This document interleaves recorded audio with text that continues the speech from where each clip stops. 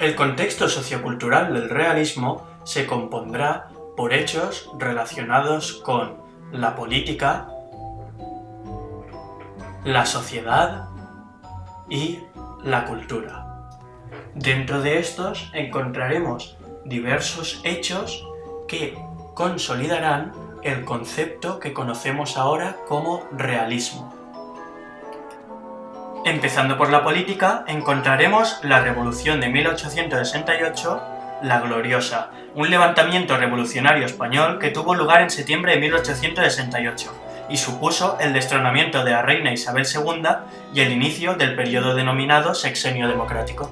Luego, la Constitución Española de 1869, Constitución que se aprobó bajo el gobierno provisional de 1868-1871, que se formó tras el triunfo de la Revolución de 1868, que puso fin al reinado de Isabel II. La primera República Española fue el régimen político que hubo en España desde su proclamación por las Cortes, cuando el pronunciamiento del general Martínez Campos dio comienzo a la restauración borbónica en España. En la restauración de la monarquía, el general Serrano disolvió las Cortes y estableció una república presidencialista. El desastre del 98 provocó un impacto importante que además fue magnificado por una actitud negativa previa. La pérdida de Filipinas, Puerto Rico y Cuba vino a contracorriente del estado de opinión deseado por la prensa y el poder. El 98 va a servir para hacer balance del siglo XIX. Supone el triunfo del liberalismo. Por otro lado, la Tercera Guerra Carlista. Abandonan las armas definitivamente. Unos acaban reconociendo a Alfonso XII y se integran al sistema. Otros, que siguen a Nocedal, mantuvieron su ideología tradicional y antiliberal, y acabaron creando un partido, el Partido Carlista. Se formarán partidos liberales y conservadores. Un partido político liberal es aquel que posee una asociación de individuos unidos por ideas comunes, generalmente de ideología liberal. El partido político conservador es aquel que es adverso a los cambios bruscos o radicales. Tratan de evitar cambios a favor de los que no tienen nada. Luego, en la sociedad, se producirá un conjunto de cambios tecnológicos y de productividad agrícola que impusieron una nueva fase expansiva. Un desarrollo industrial. La revolución industrial supondrá un proceso de transformación económica, social y tecnológica. Los líderes políticos tomaron conciencia del gran poder que podía significar el periodismo. El periodismo es un componente fundamental de la vida de este siglo y parece inseparable de los sistemas políticos democráticos.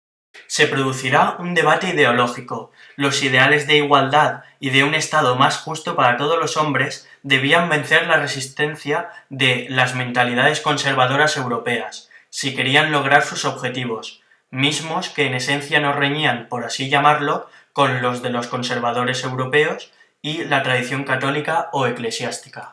La Primera Internacional Obrera afirma que el socialismo quiere construir una sociedad libre y democrática, buscando reemplazar el capitalismo por un sistema donde los intereses públicos tengan preferencia sobre los intereses privados, entre otras cosas.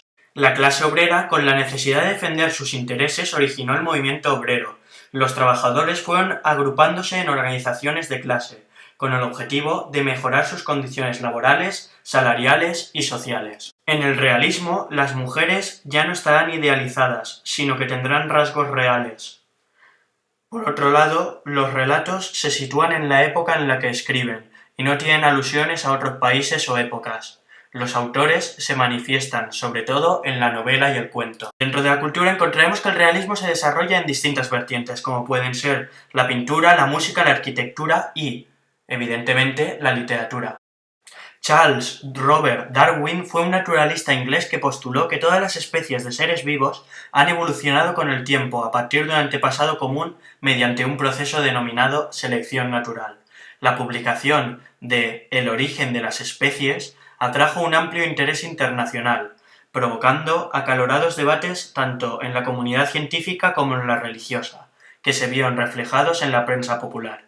En poco tiempo, El origen se tradujo a varios idiomas, convirtiéndose en el texto científico fundamental cuya discusión implicó a multitud de sectores sociales. El realismo Surge en la primera mitad del siglo XIX, en Francia. Posteriormente tiene un gran desarrollo en Rusia e Inglaterra.